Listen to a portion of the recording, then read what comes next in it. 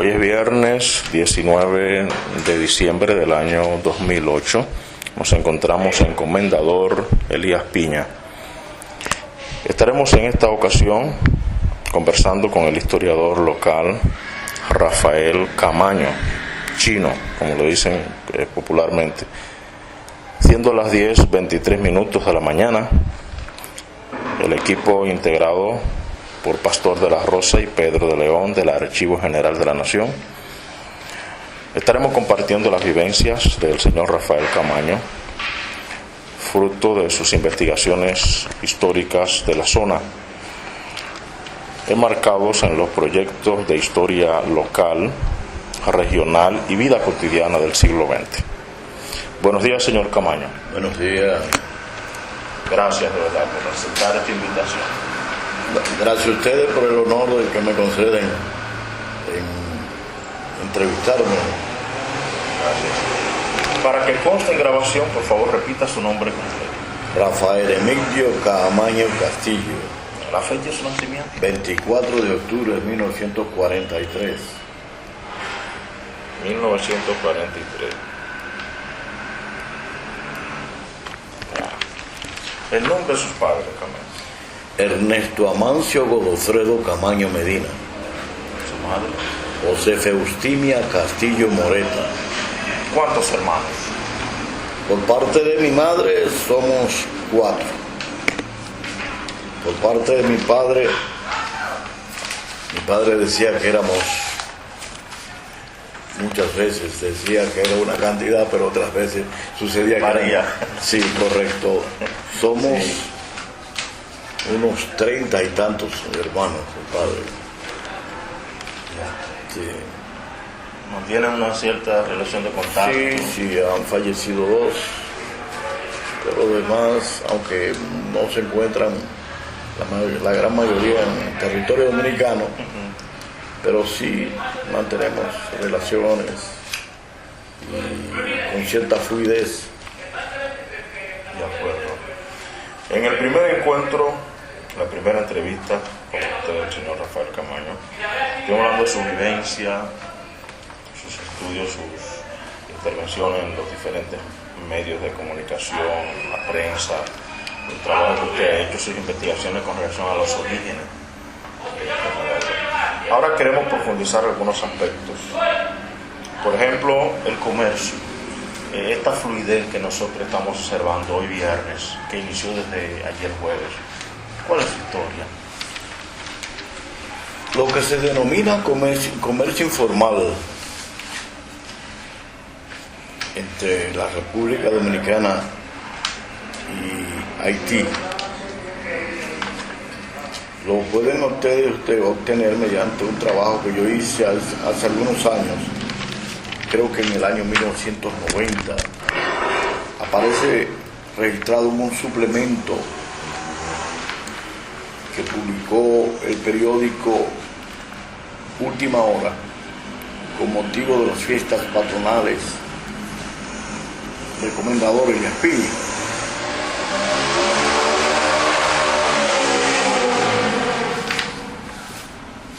Titulado El mercado, historia de las relaciones comerciales dominico-haitianas.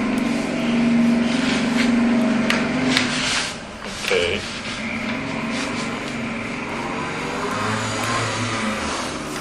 Data del periodo colonial,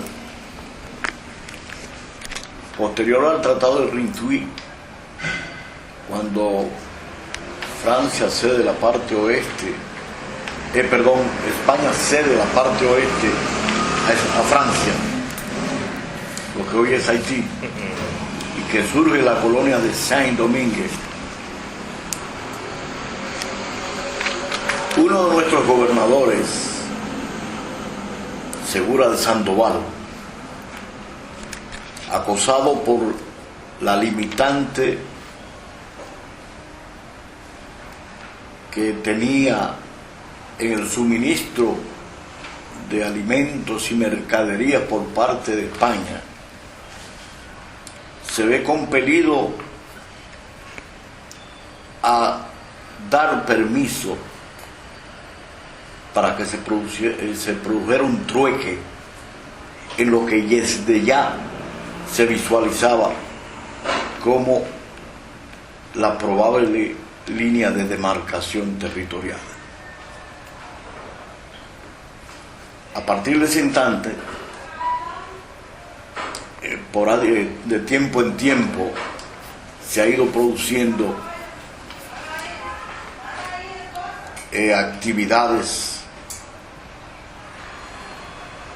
de intercambio de productos, de mercados,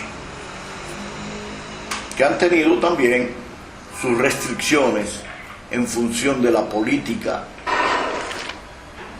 tanto de los gobernadores como de los presidentes dominicanos ya alcanzado la independencia nuestra, el surgimiento de la República Dominicana, el 27 de febrero de 1844, ¿no?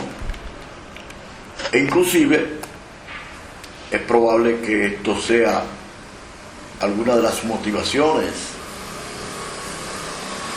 que pudo esgrimir el presidente Horacio Vázquez para crear lo que posteriormente fue aplicado por Trujillo y se denominó política de dominicanización de la frontera, ¿no?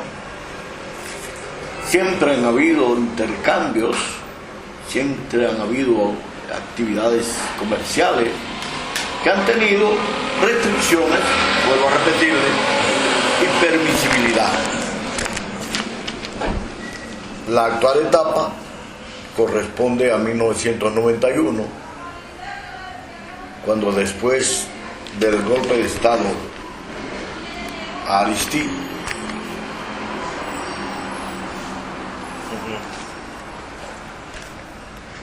el gobierno dominicano, en la persona del fenecido presidente Balaguer, a quien de hecho se acusaba haber sido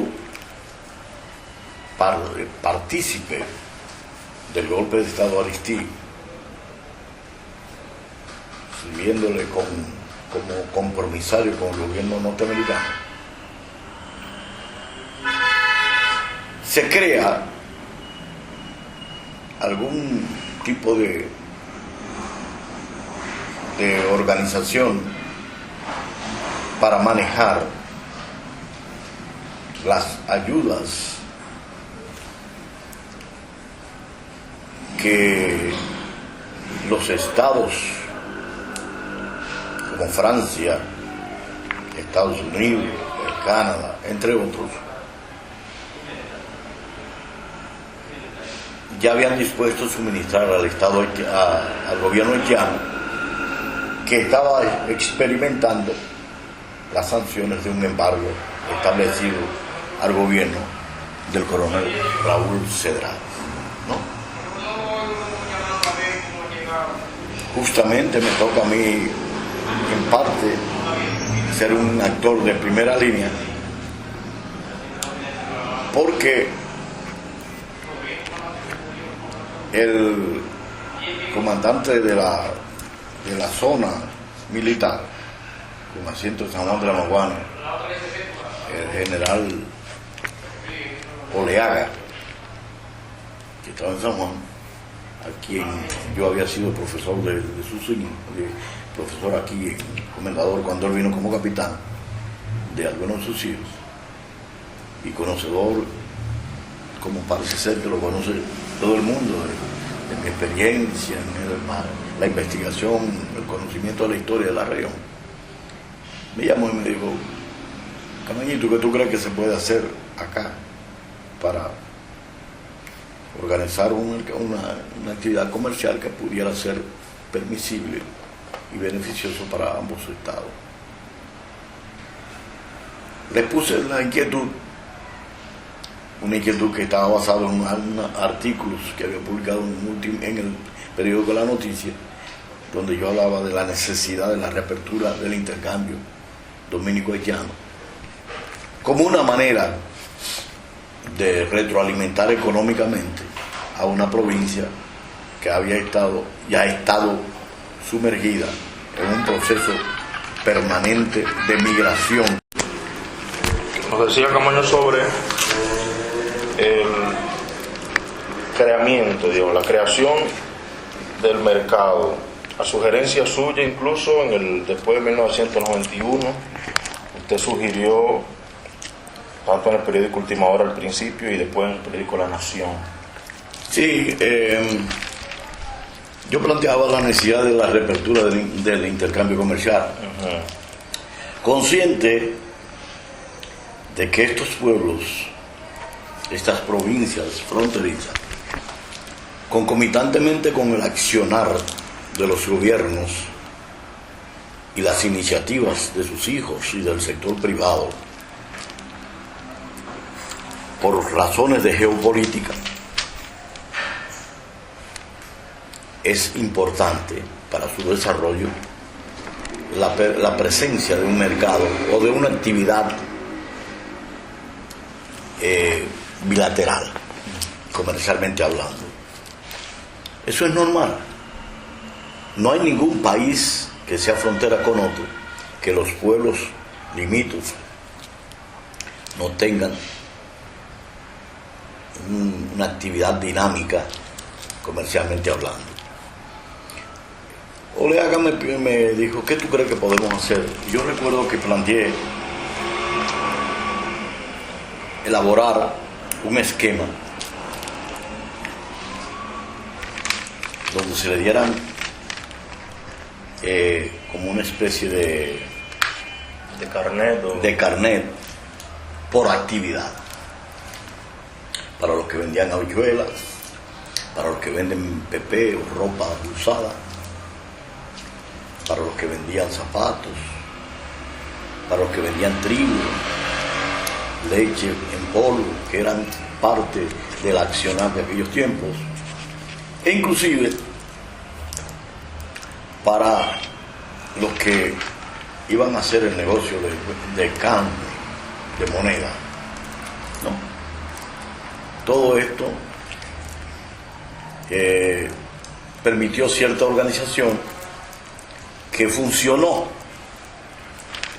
en los primeros tiempos. Inclusive se hizo. Sí, inclusive tuve la osadía, junto con otros, de agrupar a las llamadas pepeceras, o sea, la vendedora de ropa usada. Así es el término. Sí, le dicen Pepe. En una asociación, ¿no?, que dio sus frutos en primera instancia. Posteriormente también traté de que los que tenían que ver con el negocio de cambio de monedas también se pudieran organizar en una asociación de cambiadores de moneda, ¿no? Todo esto realmente funcionó en primera instancia, aunque después por la desidia, la dejadez, han ido perimiendo, pero dieron sus frutos en primera instancia. Ya usted puede ver, tenemos un mercado que ha experimentado sus alzas y sus bajas. Recuerdo que posteriormente, unos 2 o 3 años después, el mismo Oleaga, todavía en San Juan de la Maguana, recibió de parte de sus superiores autorización para reubicar el mercado y trasladarlo a donde le llaman tierra de nadie. ¿Qué es tierra de nadie? Cuando en el año 1929 se firmó el tratado de los límites fronterizos, que posteriormente fue confirmado mediante el protocolo de 1936, hubieron algunos lugares donde hubieron conflictos, hubieron algunas diferencias entre los la comisión haitiana, parte de los integrantes de la comisión haitiana y los dominicanos que estaban comisionados para el trazado de la línea, como fue en el lugar conocido como La Mier, cerca de Tirolí, y en Carrizal. Esto tiene una razón lógica. La llamada línea fronteriza, aunque mucha gente cree que es una línea que va de sur a norte, está constituida por varios elementos. La primera etapa, el río Masacre o Dajabón, ¿no? Posteriormente, la llamada carretera internacional, luego pilotillos, hitos o pirámides o mojones, como también se le llaman. Luego el río Artibonito en parte de su curso hasta las Dos Bocas, donde entra, donde le llaman, donde está la unión del río Macasía, que sirve de límite en la parte que corresponde desde Rinconcito hasta Dos Bocas, ¿no? Para continuar con los pilotillos, hitos, pirámides o mojones, que vienen en una pequeña elevación montañosa que se bifurca y se introducen tanto hacia el sur-oeste, ¿no? Y luego el límite baja por una perpendicular desde el puesto de Cachimán hasta el arroyo Carrizal, que sirve de límite en parte hasta la unión con un pequeño afluente, para luego proseguir con los pilotillos, hitos, pirámides o mojones en diferentes lugares, hasta culminar con el río Pedernales en su límite, ¿no? Esto ya es bastante amplio.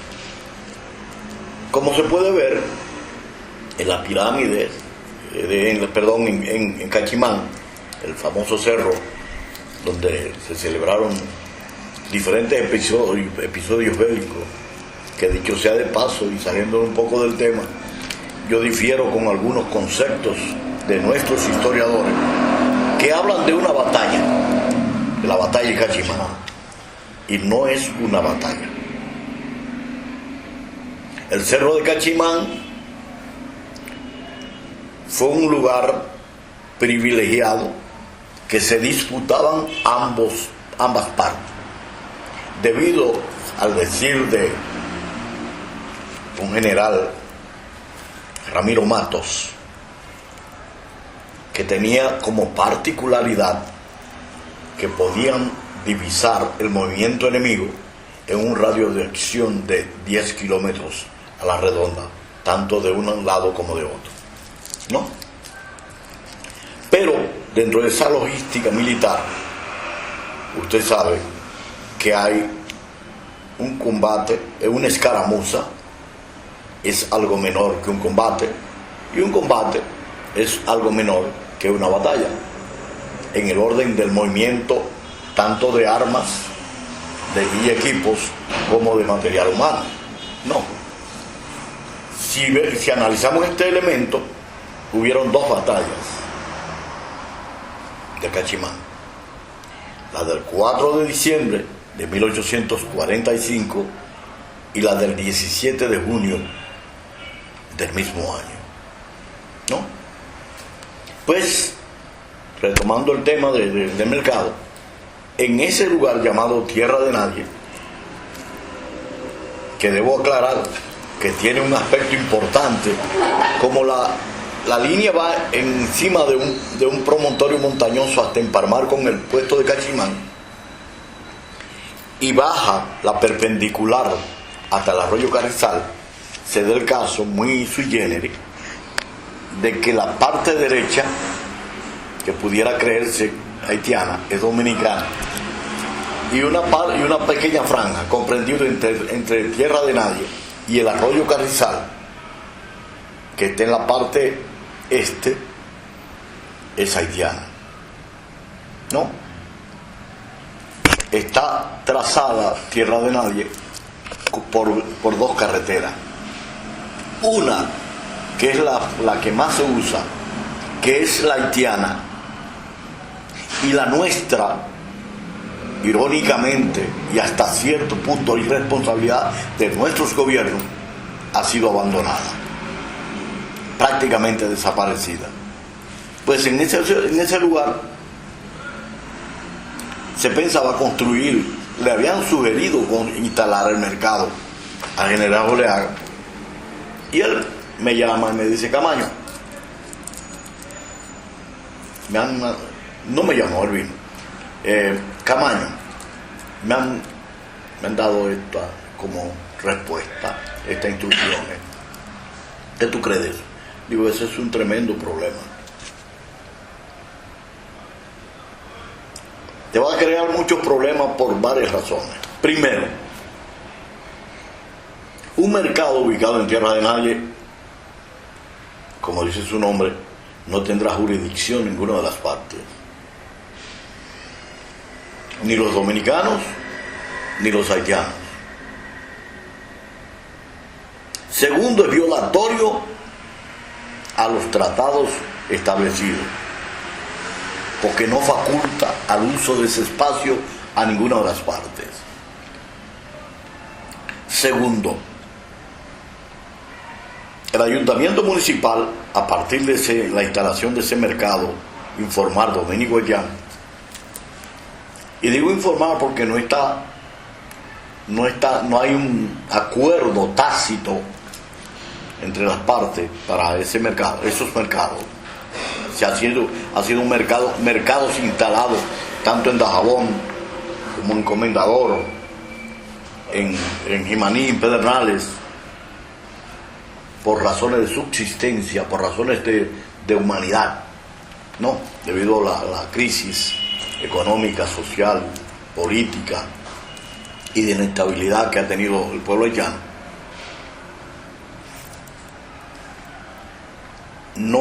Ese mercado no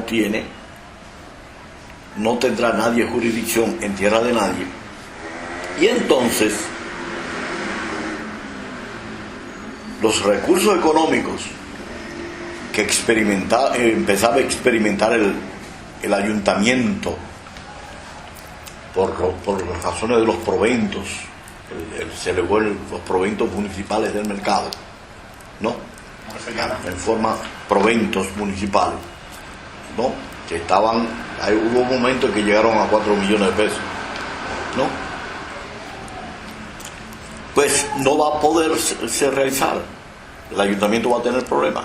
El ejército, va a haber confrontaciones entre ustedes y los ayuntamientos, que al instalar el mercado en Tierra de Nadie van a dejar de percibirlo, y lógicamente va a crear una situación embarazosa. Tercero, la aduana de Comendador, aunque en primera instancia, cuando se creó por allá por los años del gobierno de Lili, fungía como aduana centralizadora, de la cual dependían la aduana de Dajabón y la de Las Lajas. Las Lajas es el actual Jimaní. O sea, el pueblo de Jimaní está construido donde había un lugar que se llamaba Las Lajas, ¿no? Que todavía no había sido construida. Se construyó a partir de la creación de la provincia de Independencia, ¿no? Pues simple y llanamente era una aduana para recibir algunos paquetes que venían mayormente consignados a la curia, a las iglesias, ¿no? Y como justificación de 5 o 10 empleos. Pero su trabajo como entidad recaudadora habían empezado realmente a partir de la creación del mercado informal, de la permisibilidad del mercado informal, en el año 1990, en el año de finales de la década del 80, ¿no?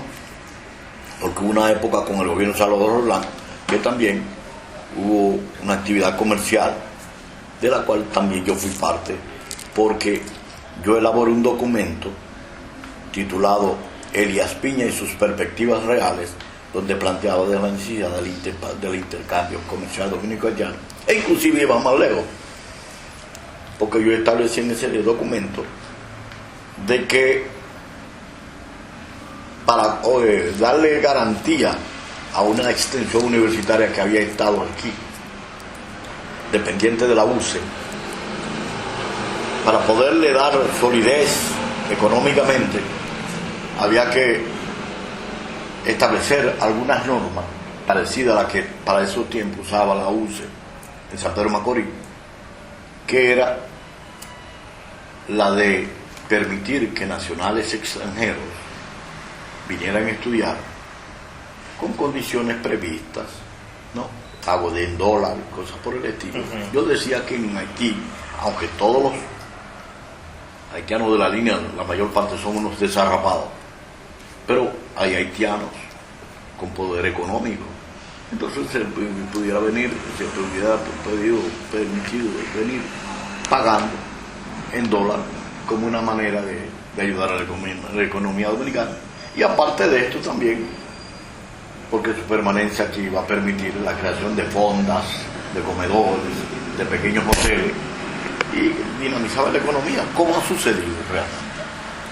Eso fue en el 82, 84. Esto fue ya al final, en el gobierno de Salvador, ya 83, 84 por ahí. ¿Y ese documento fue...? No sé por qué fue depositado, fue entregado a Salvador Jorge Blanco en una audiencia popular que se celebró y que yo asistí. Yo recuerdo que llamó al coronel Rafael David Carrasco Recio, que era el encargado de asuntos fronterizos, ¿no? Director general de comunidades fronterizas, y le entregó el documento. Y recuerdo que supe posteriormente, no porque ellos me lo dijeron, no tuvieron ni siquiera la cortesía de hacerle alguna modificación, y que sirvió para el propósito de Salvador ir a Haití y firmar, creo que un acuerdo de paridad en cambio de moneda, algo así. No recuerdo exactamente, no puedo darle el dato con mucho detalle porque no conozco la anterioridad, pero sé que lo utilizaron para esos fines, ¿no? En fin, es que ese mercado es la tabla de salvación de estos pueblos.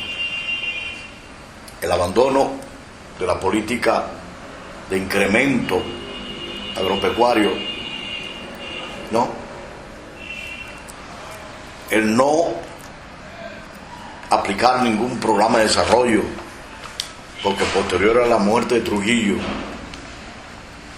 los planes de desarrollo de estos pueblos fueron abandonados.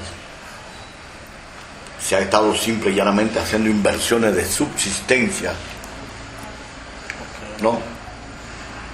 Dando funda, cosas por el estilo, cosas que yo realmente siento decirlo, aunque el lugar, la región necesita de eso, pero no creo que esa sea la solución a los problemas dominico-haitianos, del crecimiento y desarrollo de estos pueblos. Es más, creo lo contrario. Yo creo que esa actitud paternal de darle funda a la gente le roba las iniciativas, lo convierte en pedigüeños. Creo que es un mal. Estamos creando un monstruo de dependencia.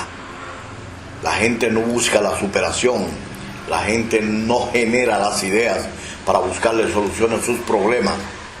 Están a la espera de que vengan los políticos a ofertarle, o que el gobierno le dé. Y esto es un daño que puede ser de fatales consecuencias para el futuro desarrollo de esta región y del país. Los dominicanos no podemos tener una mentalidad dependiente, no podemos seguir esperando que los gobiernos nos hagan.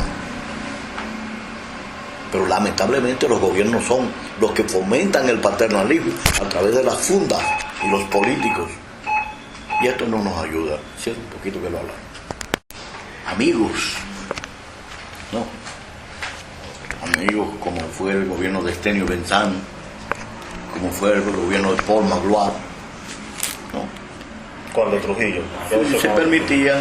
Se permitían buscar una manera de agenciarse el régimen, la colaboración de los gobiernos de Haití en sus propósitos, ¿no? ¿Y de qué forma era permitido eso? ¿Era improvisado? ¿Tenía ciertas normas? Lógico, tenían sus normas, tenía horas, días. Como ahora. Tienen horas, días, ¿no? Son lunes, ya se permite porque ha aumentado la permisibilidad. Pero allí era más estricto, ¿no? Un día de tal hora a tal hora, ¿no? ¿Quiénes son los que regularmente venden en el mercado? Los comerciantes. ¿Quiénes venden? ¿Quiénes son los comerciantes? ¿De dónde proceden? Bueno, una gran mayoría son de aquí, una parte son de aquí, otros vienen. El mercado ya ha trascendido los límites municipales. Vienen de Las Matas, vienen de San Juan, vienen de otros lugares. En un artículo que yo publiqué en el periódico, en el Rincón en Provincia Dominicana, perdón, ¿no? Yo hablaba del mercado informal. Yo planteaba la cantidad inclusive de vehículos que había, que venían de lunes a viernes, minibuses, camionetas, carros, motores, ¿no? Y hacía una especie de análisis económico de lo que generaban esos vehículos, calculándolo sobre la base de un chofer, un ayudante, ¿no? Generalmente vehículos de 30 a 40 pasajeros, ¿no? Camiones con 1 y 2 ayudantes, ¿no? Carros, motoconchistas, hablaba de alrededor de 800, 900 motoconchistas. Y para esos tiempos hacíamos un estimado, que creo que todavía lo tengo en contenido aquí, de aproximadamente 5 millones de pesos, entre 5 y 7 millones de pesos semanal. Tengo entendido. Aníbal Blanco.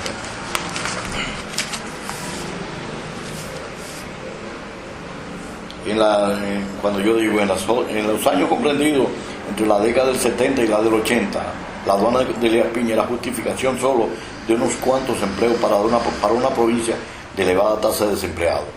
Su función de entidad recaudadora se supeditaba a la obtención de pírricos emolumentos por concepto de esporádicos paquetes que llegaban provenientes de Estados Unidos, fundamentalmente para las distintas organizaciones religiosas diseminadas en el territorio provincial.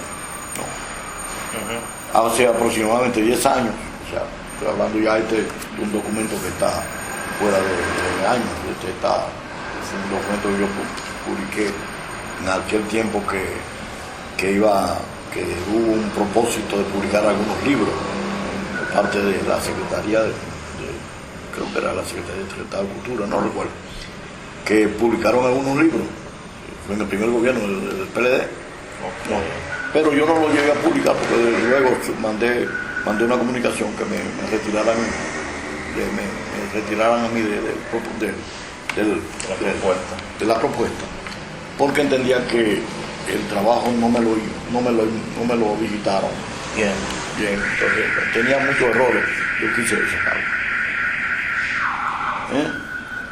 Dominico ha contribuido en la transformación de la aduana, CEDOPE y Migración como entidad recaudadora del servicio, El aumento de circulante que genera este mercado informal, que se realiza en los días lunes y viernes de cada semana, permite el cobro de elevada suma por concepto de rubros. Pero este mercado no solo ha incidido en las instituciones arriba señaladas, ha contribuido a elevar los proventos municipales, que le hablaba ahorita,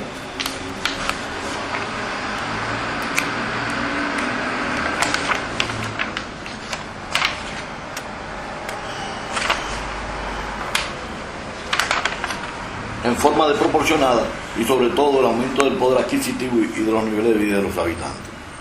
A este mercado informal llegan provenientes de Haití los siguientes, para esos tiempos, ese es un documento desactualizado, de 2.000 a 3.000 pacas de ropa nuevas y usadas, que forman parte de la ayuda de Estados Unidos y de otros países, y que son compradas a precios que oscilan desde 1.100 pesos hasta los 3.000, ya que todo depende de la calidad y el tipo de ropa o de mercancía. Artículos ferreteros como son ollas de metal y cromadas, porcelanas, sartenes, calderos y otros utensilios para el hogar. Perfumería de marca reconocida y corriente, cremas para el tratamiento de ambos sexos, desodorantes, jabones y productos para el cabello, juguetes usados, películas, electrodomésticos usados, aunque han venido nuevos. Bebidas mayormente en Navidad y productos, aunque hay, en esta las bebidas vienen el barbacú, generalmente viene Napoleón y esas cosas, mayormente, y productos agrícolas como son habichuelas, trigo, frutas, vegetales. ¿Qué vende la República Dominicana? Sí, para los tiempos, productos pasteurizados como son las maltas y leche condensada, refrescos, jugos y bebidas alcohólicas, pastas, fideos, espaguetis, codito, etc. Sal en grano refinada,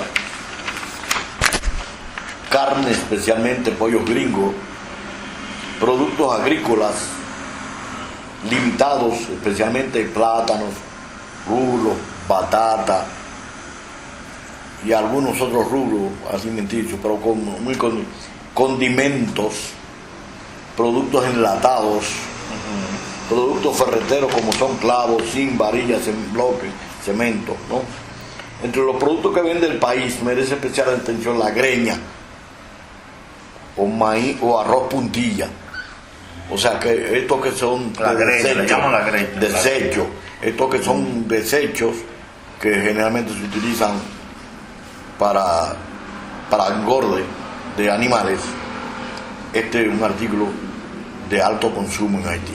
Lo sigue haciendo todo. Sí, no.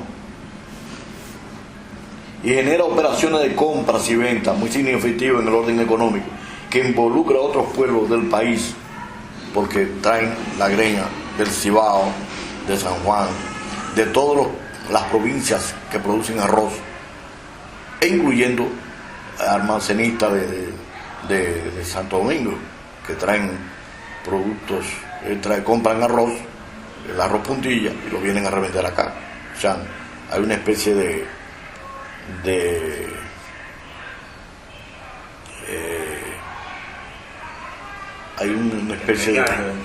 intermediario, correcto, es el término, ¿no?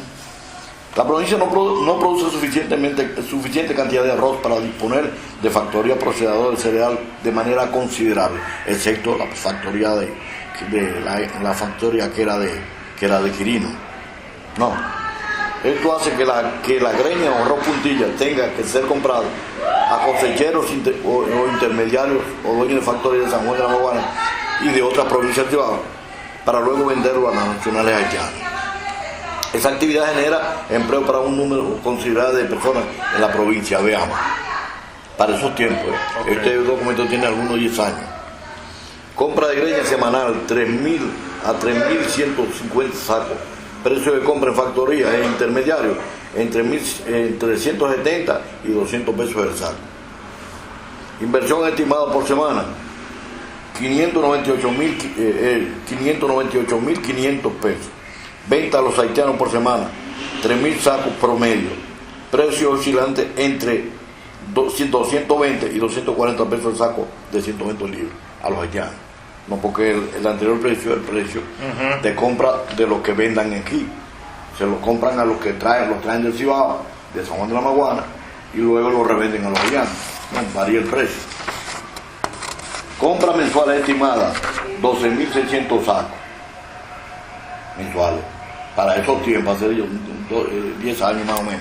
Inversión, 2.394.000 pesos mensuales.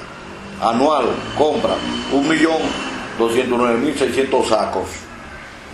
Y una inversión de 22.982.400 sacos anual. Inversión anual. Pesos dominicanos. Como se puede ver, este mercado es la fuente de vida de la provincia de Elías Piña y de un 75% del país, ya que a él acuden residentes del interior, vienen hasta de Samaná, vienen a comprar ahora mismo tienen que haber gente, vienen, te ven muchos minibús, no hay tránsito, lo vean, la dificultad que tuvimos al llegar a La Habana, vienen de todas partes del país, gente que compran luego para surtir pequeños establecimientos comerciales donde tienen empleados. O sea, es una cadena. Los mercados informales dominico-haitianos son una cadena de generación de empleos y de medios de vida en el país. Se estima en cálculos considerados se produce un circulante semanal que oscila entre 5 y 7 millones de pesos que contribuyen a dinamizar la economía a una escala que trasciende el nivel nacional. Pero fíjese una cosa. Hace aproximadamente un mes que vino aquí Consuelo de Pradel y vino Josefina, creo que está en el canal 22 o 45, el mismo 22, y vinieron otros periodistas y fuimos inclusive a Tierra de Nadie y fuimos porque le interesaba conocer algunos datos históricos y cosas. Y el incumbente de la aduana decía, mi hermano, que anualmente, que el año pasado mandaron una cantidad aproximadamente de 26 millones mensuales de pesos, de 26, oscilantes entre 26 y 27 millones de pesos. Como se puede ver, son muchos los recursos que se generan en este mercado. Otra pregunta.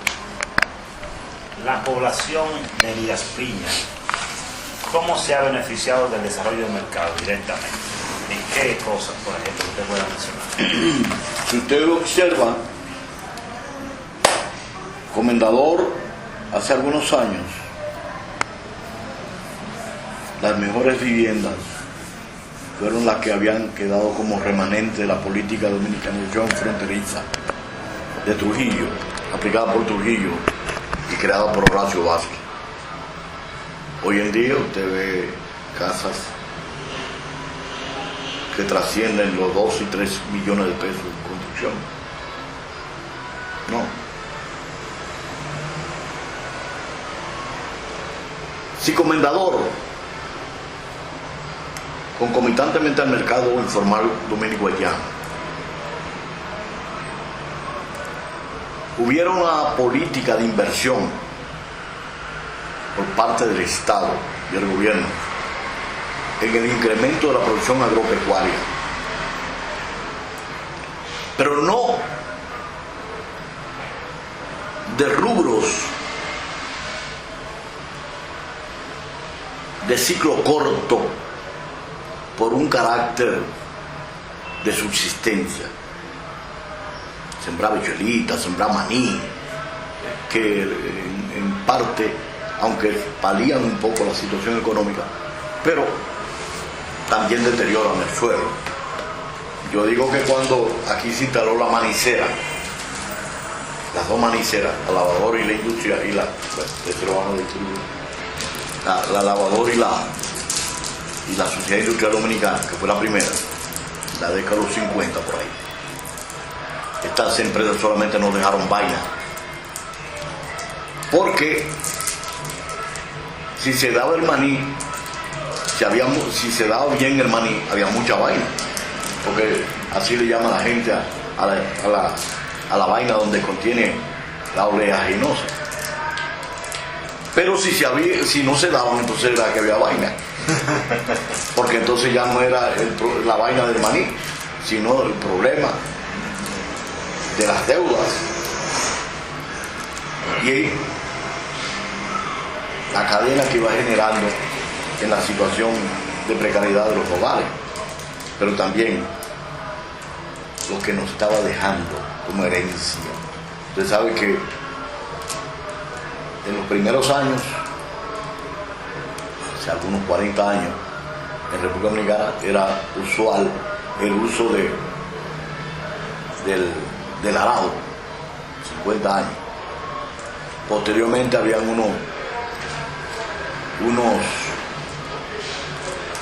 unos tractores de estera, se rompían.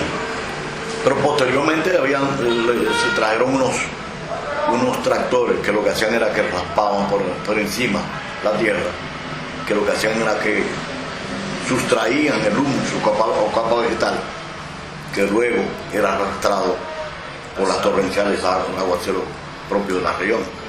Entonces nos dejaban la pobreza del suelo. Por eso yo decía que siempre solamente nos dejaban vaina, ¿no? Y en las últimas décadas, ¿qué otros cambios ha tenido el suelo? ¿Ha experimentado? Yo diría que el proceso normal de recuperación de los suelos o de empobrecimiento de los suelos dependientes se empobrecen más, porque también el Estado, con una política que yo llamo una política errada, ha estado aupando la siembra de habichuelas en las laderas, fomentando el conuquismo. Y cuando se destruyen los árboles, se queman los árboles y se elimina la raíz, que es el elemento que retiene la capa vegetal en las laderas, cuando empieza a llover se lleva la capa vegetal y no deja solamente piedra.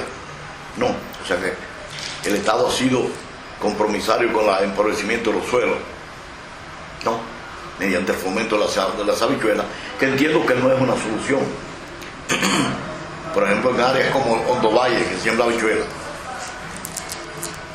yo sigo diciendo que el gran desarrollo de Hondo Valle, por ejemplo, está en el fomento del café de alto rendimiento. No es caturra, que es pobre, que nos deja solamente librita, de un café de alto rendimiento, de la siembra de hortalizas, de la siembra de flores, de árboles de floristería, de árboles maderables, del fomento de un turismo de montaña.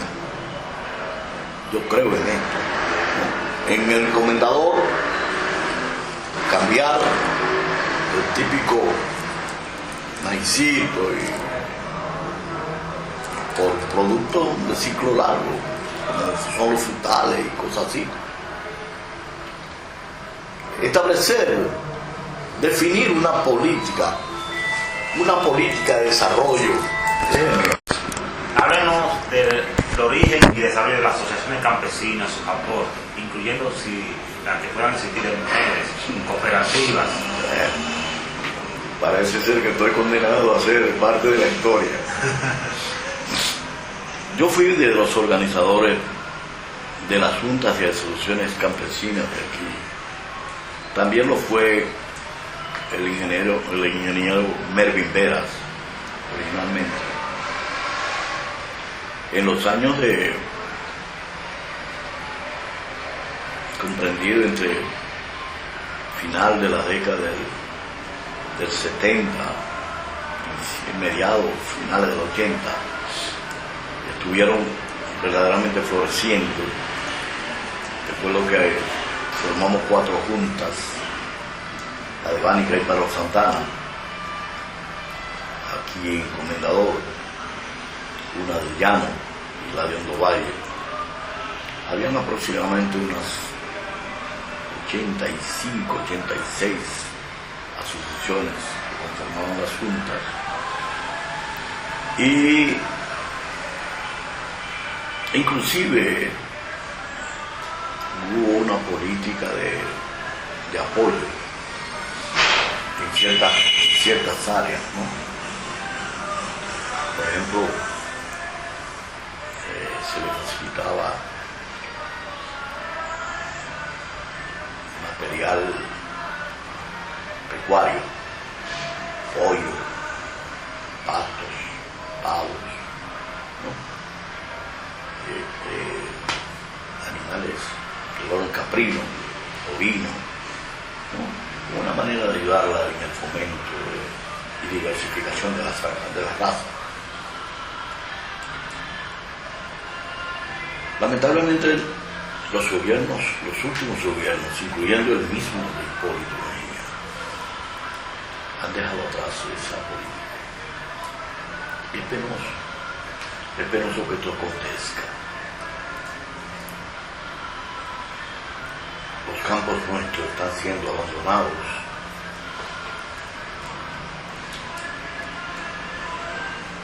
El campesino emigra a las poblaciones más cercanas en primera instancia, cuando luego ven que tampoco en las poblaciones como Comendador o Ánica, Santana, no está la solución a sus aspiraciones, sus legítimas aspiraciones.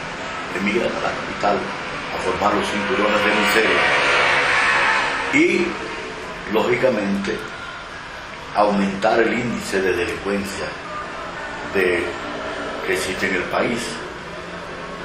Porque yo digo que la delincuencia, la violencia, el robo, el asalto, el consumo de estupefacientes, tiene sus raíces en la baja formación ciudadana, en la carencia de empleos,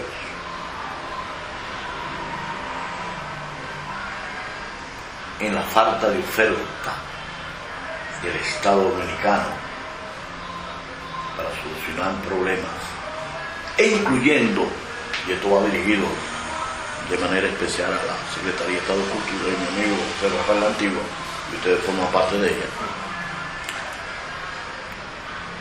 el descuido con que posterior a la muerte y desaparición del régimen trujillista ha tenido el Estado en mantener las academias de música y las bandas municipales. Yo creo que tienen su participación. ¿Por qué digo esto? Generalmente el que cultiva el arte en sus diferentes manifestaciones es poco propenso a la violencia,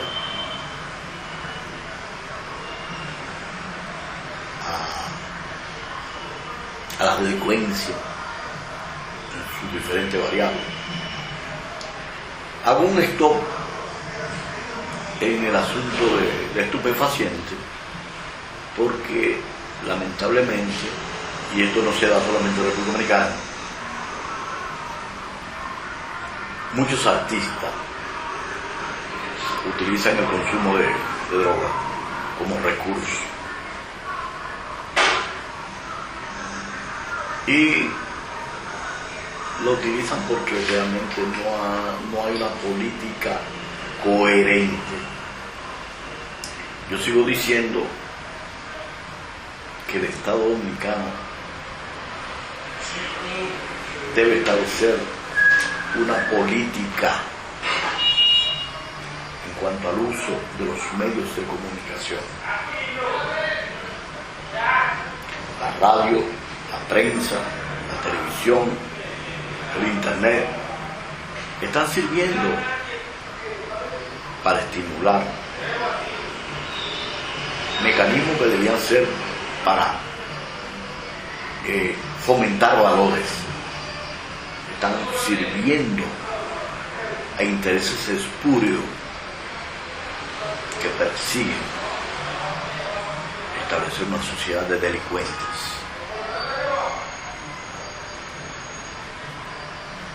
Sexo, música estridente, sin poco contenido en la formación de valores.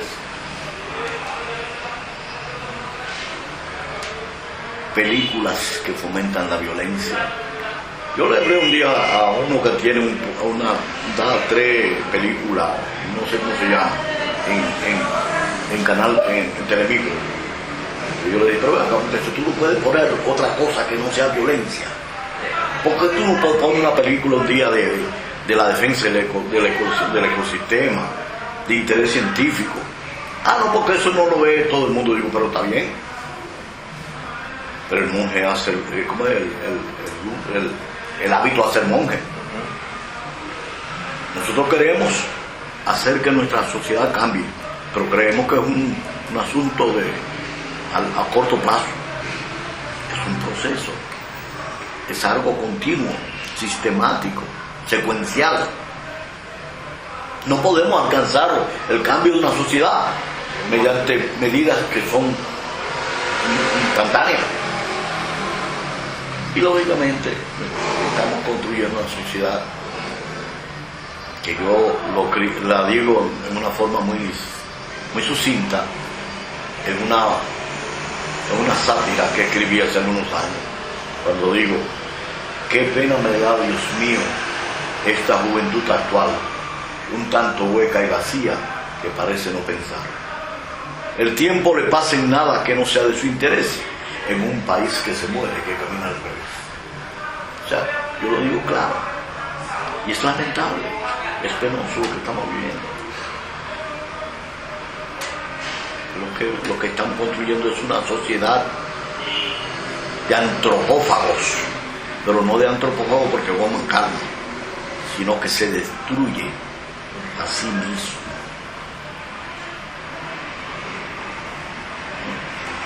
Yo creo que debemos aspirar a una sociedad diferente.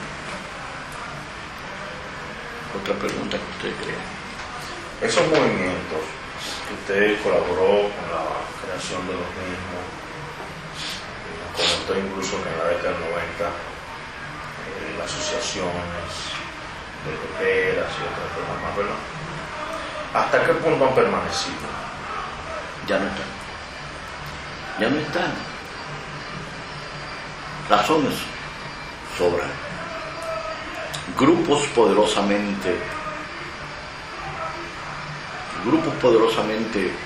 poseídos de recursos económicos han capitalizado el negocio y han eliminado los pequeños negociantes. Hoy en día, los que están controlando esa actividad son que tienen gente que tiene capital, sólidas posiciones económicas. Los pequeños negociantes de ropa, los pequeños comerciantes de la misma reina han sido desplazados por los que tienen el capital.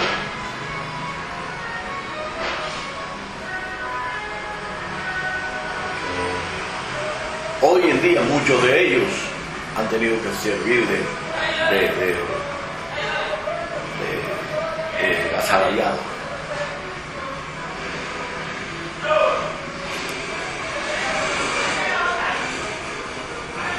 Y los movimientos campesinos, agrupaciones, existen en teorías. Usted sabe que en el campesino el asunto de la posesión es algo enraizado. Pero si hablamos de que hay un fuerte proceso migratorio campesino, las asociaciones se van a pique porque ¿quiénes las controlan? Los haitianos que están ocupando los terrenos. Porque el problema de la migración haitiana no es solamente el grupo de problemas sociales que está generando en el área de la salud, de la caída de SIDA, de hepatitis B, de tuberculosis, de otras enfermedades que son permanentes en el estado haitiano. Es también el problema de la ocupación de la tierra, del fomento de una cultura de tal gente que trae el equipo. Pero también hay otros problemas. La apatía, la indiferencia de nuestras autoridades, de nuestra gente, que por conveniencia o connivencia lo toleran. Convivencia porque le dejan apoyo económico mediante pequeñas fondas, pequeños hoteles, alquileres de habitaciones, o de connivencia porque tienen nexo de familiaridad. Aquí se está dando el caso, el matrimonio está perimiendo como institución. Los matrimonios sólidamente establecidos hoy se ven tambaleantes por la sustitución de la esposa por una haitiana o por un marido haitiano por un esposo dominicano. Razones fruto de la situación de que nos hacemos y con una tendencia a fortalecerse, a crecer. No sé hasta qué punto ni con qué intención se está permitiendo algo que yo no estoy de acuerdo, y no por razones de prejuicios raciales. Yo soy un hombre desprovisto, el que lee la historia sin pasión, el que investiga en la historia sin pasión, no puede estar provisto de sentimientos raciales, ni prejuicios de casta, y cosas por el estilo, ni de sangre, ni nada de eso. Yo no tengo prejuicios. Yo veo al haitiano como un ser, una persona.